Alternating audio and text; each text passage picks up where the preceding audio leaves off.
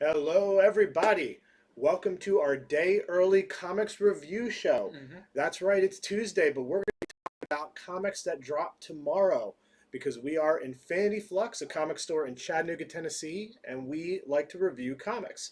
I'm Jason, I'm Andy. and welcome to our show. We do this every single week. It's a weekly show where we get the comics early, we're bagging and boarding them all day. Then we take a break, we read them, and we tell you guys what's cool about these issues. I will say it's a spoiler free show. We don't want to ruin all the Hmm. joy of reading them, but we will tell you certain major details or why you might want to buy a book, read a book, spec on a book, that sort of thing. So this is just a small sort of display of the ones that we're going to be talking about. We Hmm. have many more than this.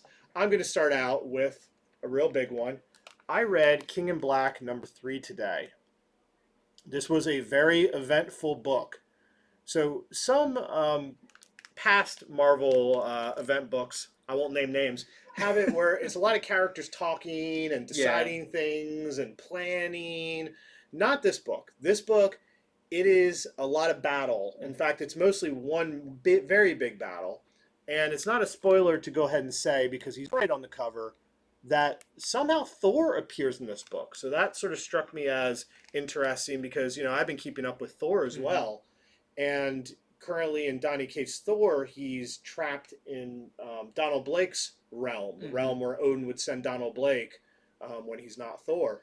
So apparently the timeline is different Yeah. because I mean this isn't a fake out. It's not a fake Thor, at least that I know of. It's really him. He really appears in the book. He plays a major role in it. There's some major battle. There's a major battle in it. In fact, the battle I will say has two jaw-dropping moments, Hmm. one of which is literal, and you'll get that when you read it. That's Oh. what I'll say. Yeah, two jaw dropping moments. One is literal. So if you're looking for a event book where some major stuff happens and some really cool fighting, that is definitely King in Black 3. There is also a narrator for #3. There's somebody who's sort of narrating, giving some thoughts on what's going on, what has happened, what might happen, and the surprise narrator gets revealed at the end. And I'll tell you, I'm really excited for the next issue based on who the surprise narrator is, who it looks like is going to be joining the fray next time. And I'll also say it looks like they might need the help. Things are still pretty grim. Yeah, So it's interesting. I feel like this is an event done right. The buildup has been years what in the making. year? Like you feel like this is the natural culmination of these stories, and it's spearheaded by one person using all the elements they've kind of crafted so far. So when you get here, you're like, oh, with Thor being in there, and he's also the writer. Thor is like, this fits. Like this is supposed to be happening, and I think that's really cool. I think it's a really well planned out event. I agree. Donny Cates is drawing from a lot of wells that he himself had dug. Like, I mean, I'm expecting the Inhumans to show up and be like, "Hey, remember us from Death of Inhumans?" Uh, but there are a few variants I wanted to show off. Firstly, this one, the U connecting variant. So they're releasing one of these every single issue. They all connect together into a very cool, bigger image. Then there's the Betterman Tattoo variant. I think the series has been really cool that they've done these tattoos. This one's interesting. Is it something biting a hammer, or is it a hammer smashing something in the teeth? So hard to tell. You'll I have to hope read there's the issue. someone like every month that like brings the next issue into the tattoo parlor and's like, here's my next one, and they're getting like a whole sleeve of these Oh covers. my god. Their tattoo artists are just getting rich off of this King in Black series. We also have the 1 in 50 Shalvey Dragon variant. You have Captain Marvel flying into one of the evil symbiote dragons. We only have one of these left for $25. So if you're somebody who's local or you have a pull box with us, let us know. We do have one available left. So what do you got? Oh, you're not showing off the spoiler variant? Oh, do I have the spoiler variant? I might have missed that You one. might have subconsciously not shown the spoiler variant because That makes sense. The spoiler variant would have been too much. I think it would be too much. The previous spoiler variants were, I don't. There were minor spoilers, like, not a spoiler to say, oh, he's uh, Eddie Brock's falling Yeah. and he's hitting the ground. Yeah. That's not a spoiler. This one, I even thought about putting like something over it on the shelf just to be like, look at your own risk, because this actually is a spoiler. Yeah, so for everyone out in the internet world, there is a spoiler variant that shows something very significant that happens in the issue. Yeah. So one of the jaw dropping parts. Yeah. And I'm not showing that, but it exists. I'm sure it's cover price. If you want it, once again, if you have a pull box with us or you're local, tell us in the comments and we'll pull one. Yeah, you could probably look it up. I'm sure there's images out there of King in Black #3. I believe it's a Ken Lashley variant, spoiler variant. Yeah. So Yeah. look it up, see, and if you want it, we do have some. So that's pretty cool. Well, if you don't know, if you've been hiding under a future state rock, future state has been going on at DC now for this is week 3 yes, of this it. is the 3rd week of it. So we're still getting some #1s, but we also are getting a #2 we'll be talking about here in a little bit. But I wanted to start off by talking about Superman Worlds of War. I keep wanting to say War of the Worlds or Superman World of Warcraft. Yeah, something like that. 2 IPs that need to stay apart. So this is a very interesting issue. It's structured very different than a lot of the Future State books thus far. So we know that if you've been reading any of the Future State stuff, especially the Superman stuff, you know that Connor Kent, Superboy, is or Jonathan Kent, sorry, other actual son, not clone. Jonathan Kent is the Superman of Metropolis. That's because his father, Old Man Superman, the real Superman, is gone somewhere. This explores. You do find out where he is, which it's not a spoiler. It's on the cover. You see him fighting in a big gladiatorial arena. But the majority of this issue focuses on what does everyone think he is? Where is he? What is he? Which is a funny way of saying it, but this is this does take place in 2030. So this is like 5 years roughly after the Batman stuff, right, and the kind of the beginning of Future State. So Superman's been gone for a while now, and Smallville has become a mecca for everything Superman. It's Bigville now. Yeah, it is. It's big Importantville, big Vacationville. So there's some people there who are just selling trinkets. They make jokes about, even some of Clark Kent's old neighbors are selling like painted rocks to look like kryptonite or whatever. Like everyone's getting in on this because this is, a few years after people found out that Clark Kent is Superman. So there's like religions that have grown up around Superman, and kind of the fact that he's not there has made it even crazier because I feel like a lot of this stuff Superman would have been like, hey guys, stop. I'm not signing off on that. Yeah. Right? Like there's people who are preaching from his like middle school science papers where he did a report about combustion, and they're like, what do you think this combustion means? And they're like, it's about him unlocking his power and stuff. And it focuses on one girl who's from Metropolis who goes there and is kind of meeting all the different versions of the people who are kind of either profiting off of Superman or whatever. But it's a really good kind of retrospective on what does Superman mean to everyone when he's gone. But then we do get where is Superman now, and that's super, super cool. I can't wait for the next issue to see like that story flesh out. Yeah, I don't know where he is either, but it looks like some sort of battle world. Yeah, place. So you'll have to read it and see. I mean, what you see on the cover is basically what's going on. It's really cool. I really like this issue. I think it's Philip Kennedy Johnson, the writer, who's going to be going on to take over Superman after Future State's over. So, like, this is a nice sneak peek of what, if you like how this is written, like what you may be getting coming up. But definitely recommend Superman Worlds of War. And that's another two-parter. Yeah, it's a two-parter. So I almost wish this one was longer or like an Elseworlds tale because I'm like, oh, just keep exploring this. This is a cool idea. But yeah, that one is really, really good. Okay, well, I have a future state I'd like to talk about. It is set in 2025. It is Next Batman, issue number 2. Yes, very, very big deal. So this issue is cool. You get to really see how this new Batman handles situations different than the previous Batman. And by that, I'm not saying he handles them altogether better. He's newer. He's less trained. It feels a lot like Batman Year One. He doesn't walk away unscathed. He's not untouchable like the Bruce Wayne Batman. Also in this issue, there is the revelation of who he is. For anybody who doesn't know that, that's very cool. That's how I used to read comics before. Without the I internet? ran the store. Yeah, it was really cool to just put the blinders on and get the story as it comes out. But it is revealed as to who he is exactly. Also in this issue, his mode of transportation is revealed.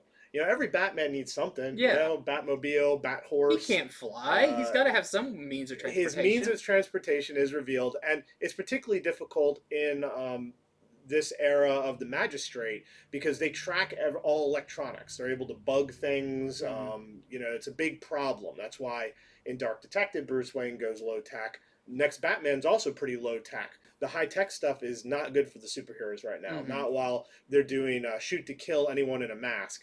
So his transportation kind of shows that low tech quality. I think it's pretty cool. Also in this issue has a lot to do with Lucius Fox's family and a large division that's growing in it about how different members of the family feel about the Magistrate and their anti-mask policy. And I just have to say the division's about as wide as it can be. I don't think it could get wider of, well, I think this, and then I think this. And in between, people have a lot of secrets. Yeah. That if the other knew, could pretty much shatter the family. This also ends with the next Batman. He gets into a just a straight up moral dilemma that has to do with crime and punishment. That's all I'll say. Not the book Crime and Punishment, but he solves what he thinks is a crime, but he finds out why people have done it, and it's a pretty big crime, and he's left having to decide what sort of justice should these people face, if any. So I like the morality stuff to it. You know, this is only a 4-issue series. We're already on issue 2. And John Ridley is adding some morality to the writing. So this is a triple long issue because it has 2 backup stories. So the second story is called Batgirls, and it stars Cassandra Cain and spoiler, they're in the Magistrate's prison for being masked heroes. And it's a really cool, what is it like in this prison sort of issue. Can they get out? Can they still help from prison? Why are they there? Has somebody turned them in? Has somebody flipped on the Bat family? Really cool story. But the third story, this one might actually stand out the most. It is a story about the Gotham City Sirens in 2025. Harley's busy doing her own thing. She has her own Future State book, so she's not in it. But Poison Ivy is there, Catwoman's there, and there is a first appearance of a new Gotham City Siren. This is a brand new character. First appearance. I thought the character was really cool. Like I was showing Andy why I like this character. It's sort of a sci-fi thing, sort of a what is free will sort of character. I'll leave it at that. But her name is Siren. So anyone who's trying to pick up first appearances, I would grab Next Batman number 2. I think that's going to be a first appearance a lot of people are sleeping on. So a lot of reasons to get this book, including the revelation of who the next Batman is, which I have to show you a cover that it semi-reveals it, but I'm sorry. I mean, I gotta. So this is the material variant. Very cool. Try to get it where it doesn't glare. So the next cover, if you don't want any spoiler at all, and I still think some people would get it wrong as far as who this character is. So if you don't want the spoiler cover, look away. This is the Braithwaite variant. I really like this one. I like the drama to it. That's just a great sort of revelation sort of cover there. I like this idea of this new Batman because we've almost gotten to a place with Bruce Wayne where we're not too worried about him because it's just been shown he can get out of anything. Yeah, He's he's kind of he the is the best. most immortal mortal.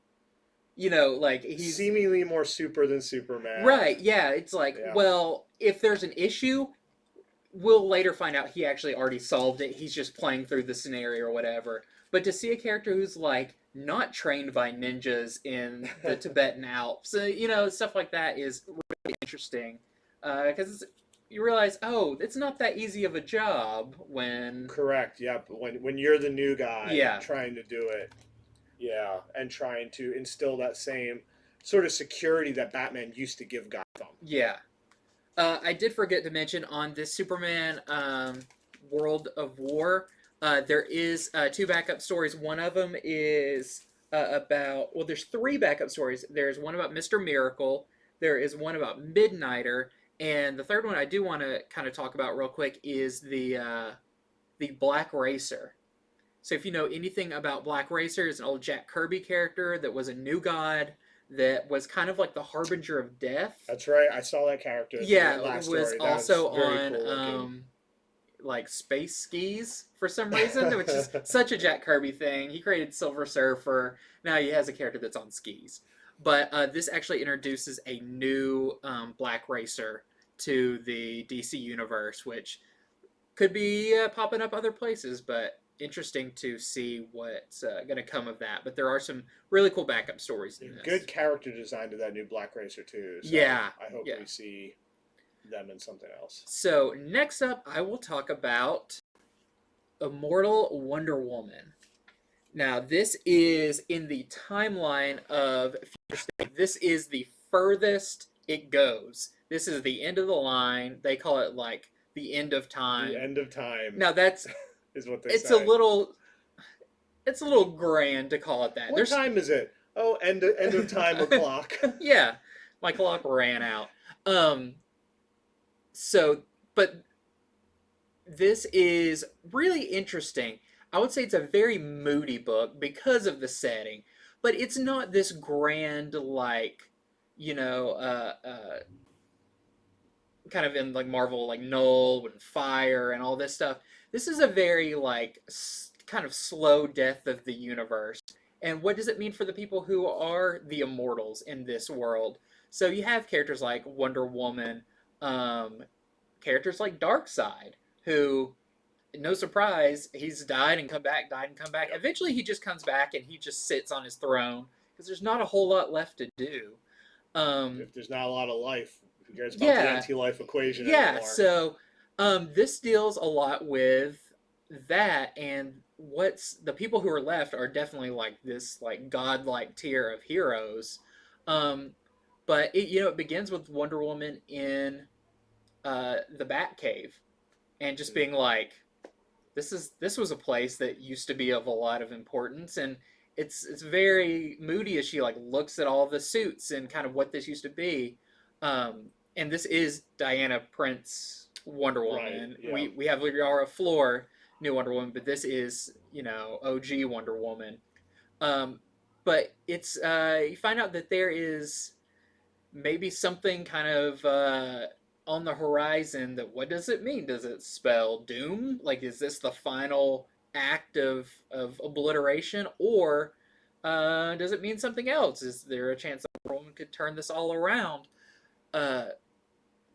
She's there with a lot of other Amazonians who are like, nope, we're gonna fight out the end, and Wonder Woman's still that like beacon of hope who's like, there's something we gotta do. So I'll say the major characters in this are definitely Wonder Woman, and then what's going on with Darkseid. So really cool, very Jen Bartel does the art, which is super beautiful. Not a very traditional art style for comics, because she did this cover. The colors are really interesting, and like the Batcave doesn't look run down; it just kind of looks vacant. It's a very interesting way it's done. But this also has a backup story with Nubia, who is a new as well. This takes place way earlier. This Right. is, I believe, I was like gonna in say the that it's tough to first. become Wonder Woman. You're at the end of time. Yeah. No, this actually takes place quite a bit earlier on. I didn't check to see exactly when it took place, but this is back when everything's still going at full speed. Right. Um, and she's taken on the mantle of Wonder Woman because that title has been neglected for a few years.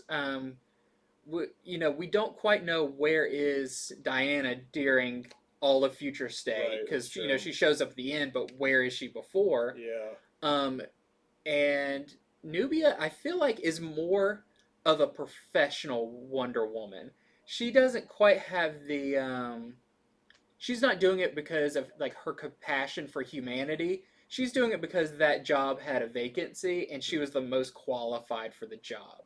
But that makes her really interesting. She goes up against a villain that we haven't seen in a bit. That's really neat. But she has her own cast of characters that are also introduced. Her mother and um, what are the Amazonians doing at this time and everything.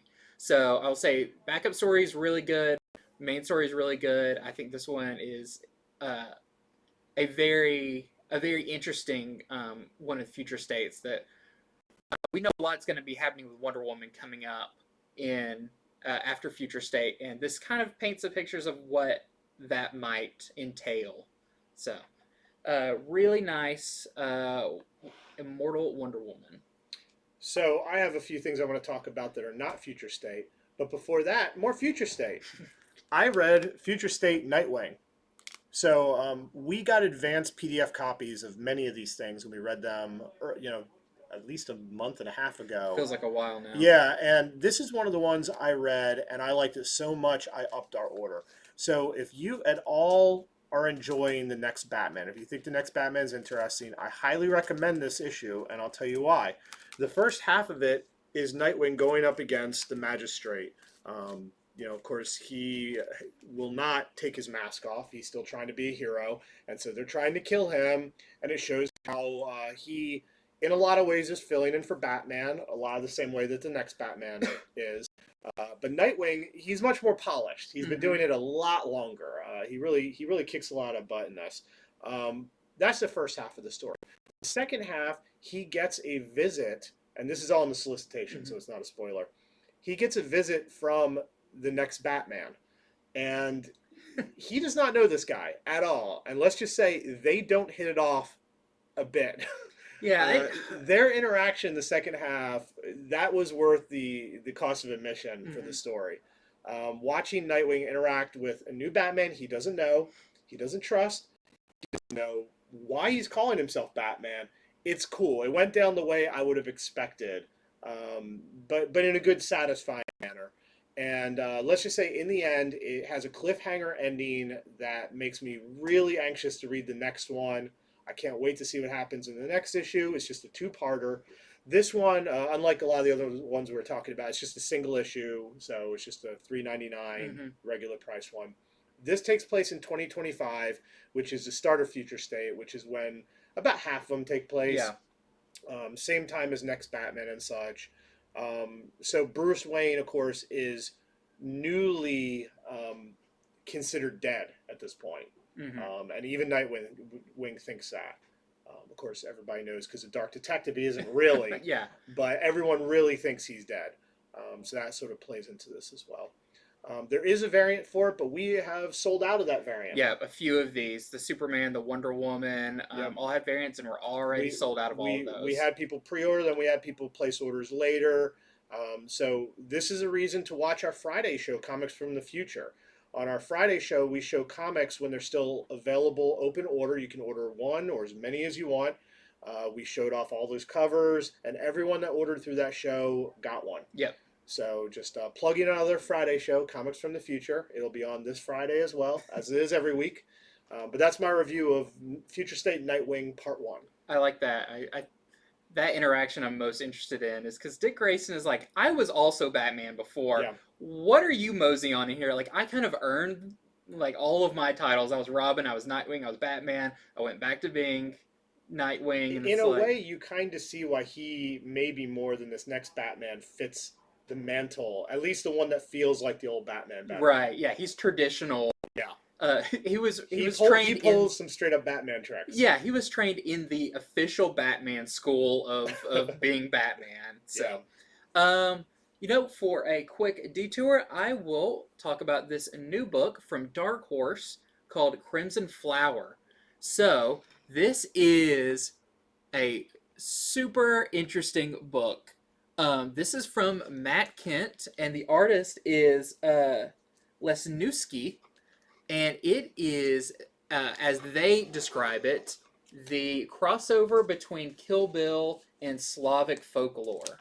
Which, if that's something that you have always dreamed about, you wish that Tarantino would get around to making.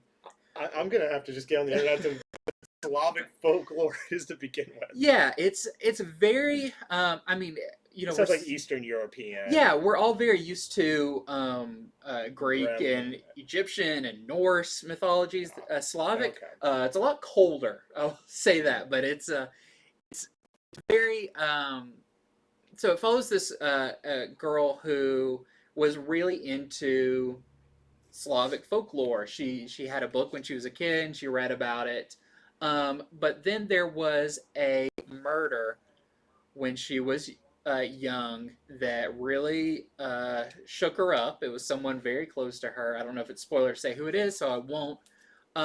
But we jump ahead to where she's older, and she is working for a pharmaceutical company where couldn't really tell if she's just if she's popping her pills officially, or she's just eating a couple of fries, working at McDonald's, just taking some off the top.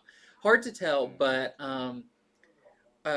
we only see it once. But she's interacting with someone who she's going to about these pharmaceuticals, and as he's talking, you kind of see her view of this man, and he's almost like the big bad wolf.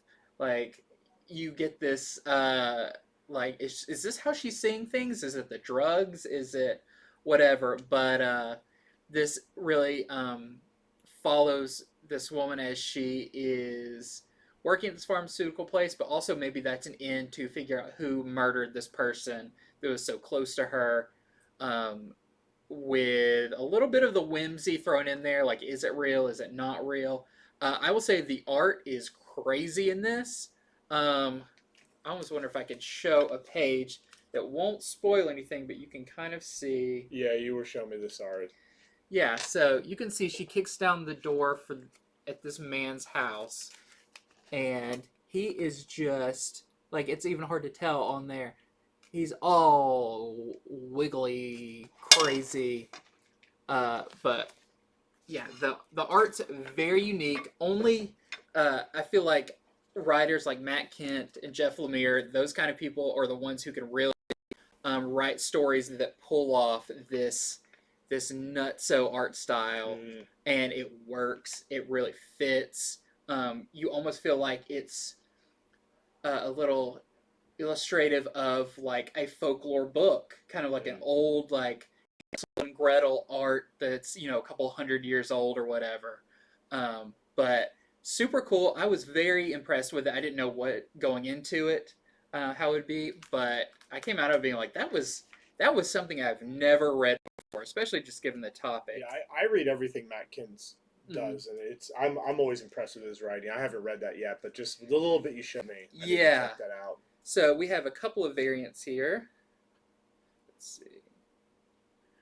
I think this is the Jill Thompson variant. So I'm assuming this is a mini-series. I believe it's a mini-series. I could not find like a one of whatever, but it makes sense that it would be at least kind of episodic chapters. If this goes well, I could see there being another one. Right. One other variant where you kind of get a little more of the fancifulness in that. Don't quite know if it's real or not. Say there's a thing on the last page that makes you definitely question if it's all in her head or if it's real. So that is Crimson Flower by Matt Kent, and it is from Dark Horse Comics. Well, I'm glad when independent companies allow these comics that you never see at Marvel or DC. That's what Right. Oh, for independent's all sure. about.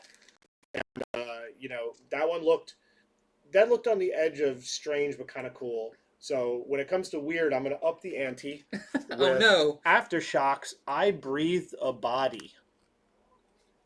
That's such a So weird sentence. yeah, I know. And I specifically didn't put this one up to begin with because the cover's so weird. When you upload videos to YouTube, if you have anything that looks like gore, sometimes they'll like hassle you about it, even when it's obviously, just a Yeah. PG-13 thing. So yeah, so this is a new sort of body horror comic from Aftershock. It's also general horror and Mhm. just it's just a weird. So what I'll say about the first issue, it is a weird, creepy beginning of a story. That's what Mhm. I would say. The story it's still building even by the end of the first issue.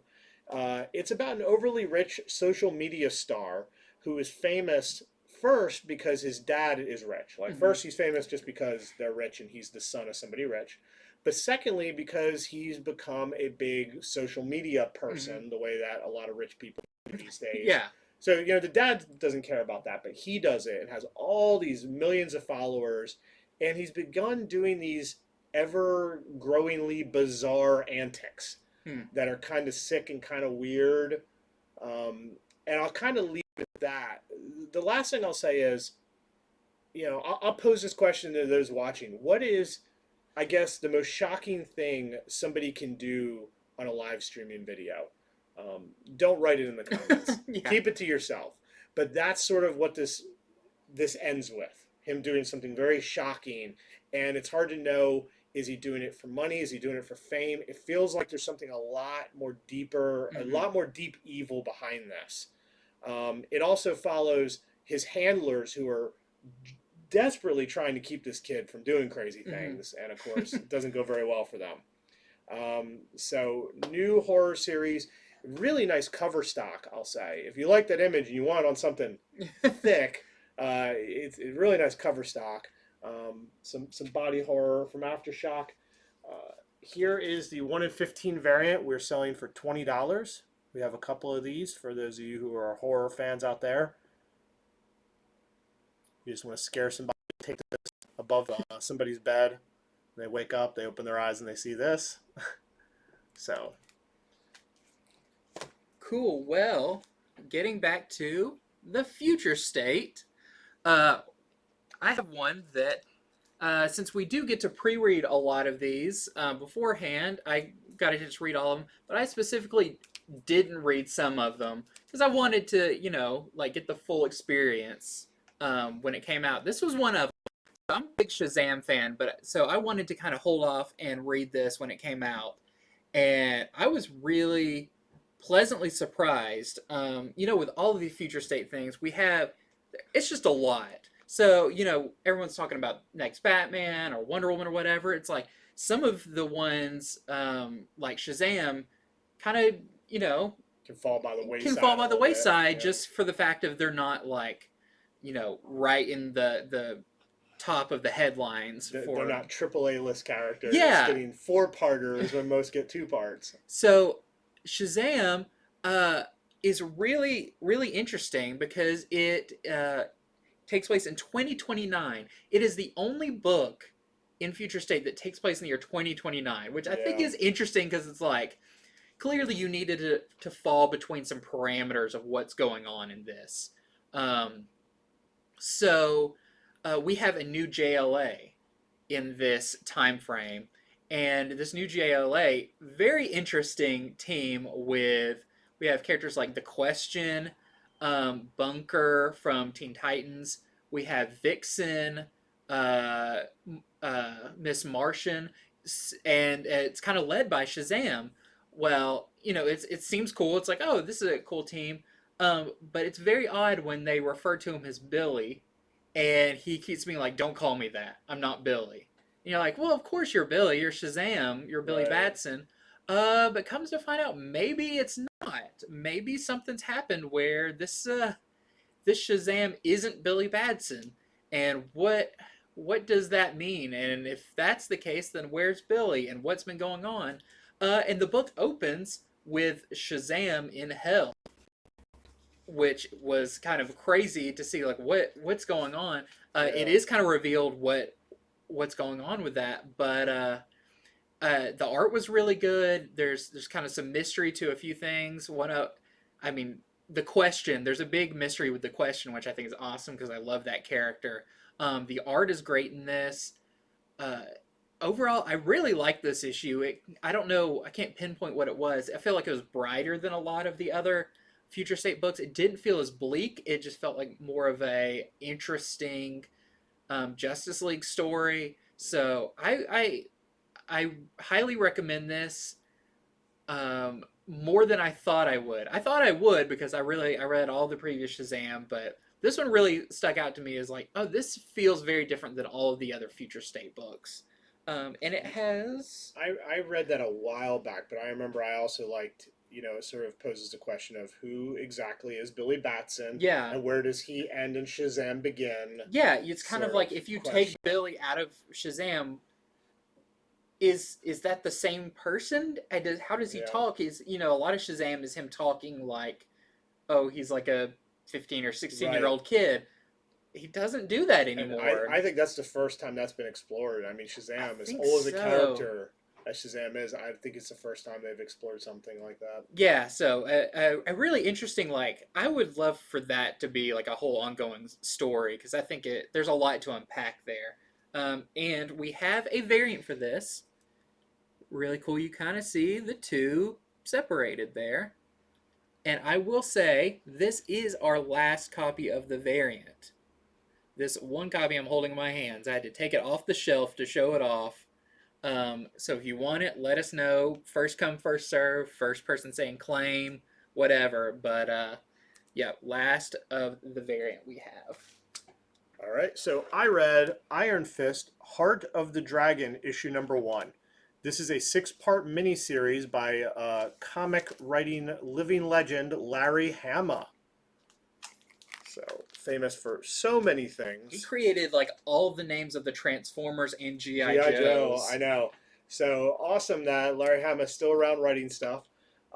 So this, it's Iron Fist. He gets to travel the 7 heavenly realms. Like, Mm-hmm. so he has a new way he can travel these.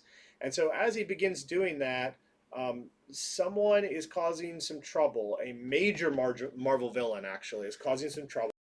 He is stealing the heart of the dragon that kind of keeps the 7 heavenly realms, Mm-hmm. going. So he has to try to stop this villain. While he's doing this, he has asked Luke Cage to babysit Oh, Pei. fun. Yeah, little Pei is being babysat by Luke Cage, and of course trouble strikes them as well. Always. Yeah, You can't so babysit a superhero's kid without a villain trying to break that up. yeah, and this is just the first issue. It kind of sets up, here are our players, here's what's going on, here's the villain, Mm-hmm. what are they going to do now? So it's kind of cool. Marvel right now, everything sort of revolves around King and Black. If you want something that's away from that, if Mm-hmm. you would just want, it felt like a very classic Marvel series. It reminded me of a lot of Marvel I read in the '90s, I would say. Mm-hmm. So if you're down for that, that has begun today. There is the Jacinto variant. I'm going to show off now. I think that's the Aja The, variant. the Aja. I'm Yeah, sorry. who had a long run doing that character with Matt Fraction, I Yeah, believe. all the stark white and black and Mm-hmm. everything. So this is the Aja variant. I have another one I'm going to show later, but it's with a set. So. Yeah, it's Yeah. separate. Okay, so next up, I believe this may be my last Future State book, but this is Future State Catwoman. This takes place, believe 2025, so right at the beginning of the Future State events, and in this I'm not sure at what point they think that Bruce Wayne is dead. I'm not sure if that's maybe one of the like instigators of. It begins. I mean, in 2025. I mean, Nightwing. He already thinks he's dead. Okay, so yeah, I think it just happened in 2025. I think, yeah, because you get the impression that Catwoman is now kind of doing what she's doing either for Bruce or kind of what does this have to do with what has called her to action? And that was kind of my idea that maybe it's because of Bruce Wayne, something happening with him. So this involves a team, Catwoman team. a Catwoman team called the Strays that was actually introduced in Catwoman 25. So this is cool. This is kind of a jump ahead to see what did this group. They're strays. They're kind of castaways or homeless or they're. She kind of rallies them into this family, and they are going to attempt, as you see on the cover, to do a train heist. And this is a very traditional kind of train heisty story. We're gonna wait right here. We're gonna wait for him to pass under this tunnel. We're gonna jump on. Somebody has to be on top of the train. Oh it's yeah, a traditional train heist. Yeah, Catwoman definitely jumps on top of a moving bullet train. But we are trying to find out why are they breaking into the train? What's in there she's trying to get? There's something big that this train is carrying that Catwoman definitely has a vested interest in retrieving. But the train is run by the magistrate.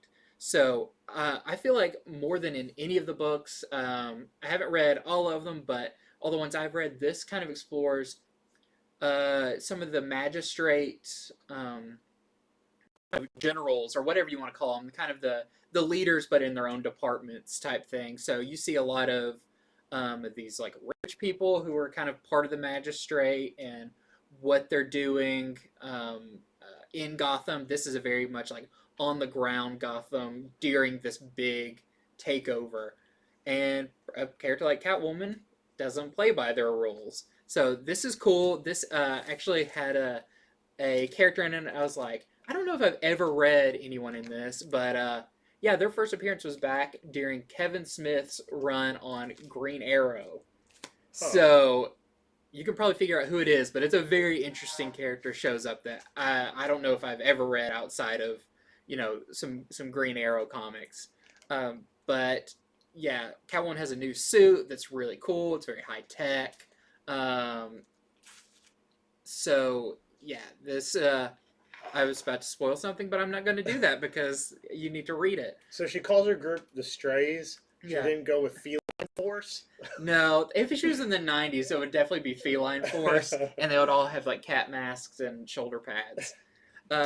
But you can see this new suit really well in this beautiful Art Germ variant. It's very cool. It is a beautiful, beautiful variant, and like the Shazam, this is the last copy of it. We ordered tons, and tons of people wanted it, and that left us with one. So if you want it, say claim, or come to the shop and be the first one to get your cat paws on it. Okay, so now I'm going to show some other just significant books of the week, just some cool covers. We're going to start off with, oops, I grabbed the wrong one. We're going to start off with Daredevil 25 second print. So the first print sold out immediately because it had this in the interior, Elektra as Daredevil with a costume that I think is really cool. Whoever designed this costume did a great job. So we have these second prints in stock right now. So we have plenty of those. What we don't have plenty of is the 1 in 25 design variant. We have exactly one of these left for $25. One left, and then it's gone. So if you're local or you have a pull box, contact us. Let us know. Whoever gets to us first gets it. There you have it. I'm all for that being a thing going forward. I think that costume's so cool. It's like, yeah, give her her own Daredevil series where she's in that suit.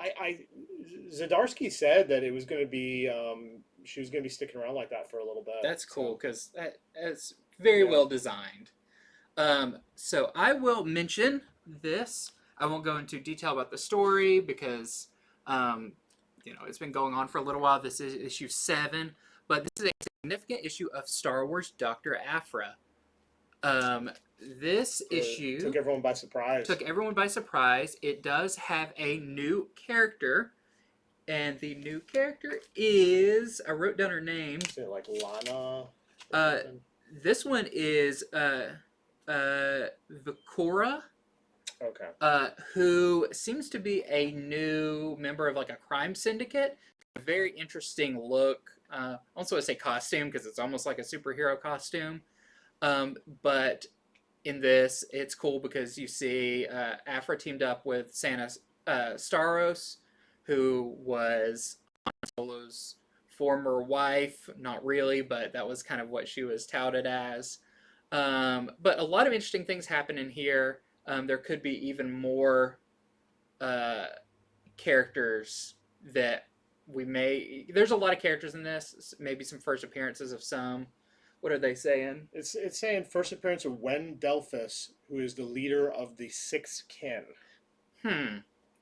So we just learned about this, so we've not gotten to read this one yet. Yeah. So this is all going off of like people's notes and everything. But I will say also. A character from Solo shows up in this. That's really cool to see in comic form. But yeah, everyone's talking about this issue, so definitely check it out. And Dr. Aphra is just a great series, a great character. If you're not reading it, but you're reading some of the other Star Wars books, definitely give it a try because Aphra is a super cool Indiana Jones and the Star Wars universe character. Yeah, and I mean, come on, Star Wars, it's just like blown up. Like, just get all the Star Wars books. Sure. That's why we ordered up on this one, and we didn't even know it was going to have a first appearance, and we're lucky that we did because Star Wars is just blowing up. Yeah. Okay, so I guess the next one I'll talk about is they have all these Marvel Aliens variants. I'm going to show them all off. This is, of course, King in Black #3. You got Null fighting an alien. I figured Null's like, I'm an alien. Yeah. I literally just came from space. Here is the Black Cat alien variant by Peach Momoko. Yeah, very limited quantities on that one. And then we have Iron Fist Heart of the Dragon alien variant. That one, all the colors of Iron Fist, they kind of subdue to alien. He's in the shadows. Yeah, the alien kind of frames him, and it's hard to see. Then we have Avengers #41 with Black Panther going up against an alien. I want to see that fight. That's a pretty close fight. I know. I think Black Panther could do it because the adamantium. Yeah, his suit's acid proof. And lastly, there is an X-Force #16 alien variant. That's all the Marvel vs. Alien variants out this week. I think, is this the last week of those, or we got maybe I'm not sure, to tell you the truth. I'm not sure either. I mean, I thought it was the last Alex Ross Timeless variant week about a month ago, and all of a sudden we had Hawkeye the other week. Yeah, they keep throwing those out there. Yeah. Okay, next, I will go ahead and talk about this one because this one's really interesting. This is the Frizzen one per store variant for Abbott. What was the year on that? 1973. 1973. This one's really heating up. People talking a lot about Abbott. We've got some of the A cover, but this is a one per store variant, which I think is really cool.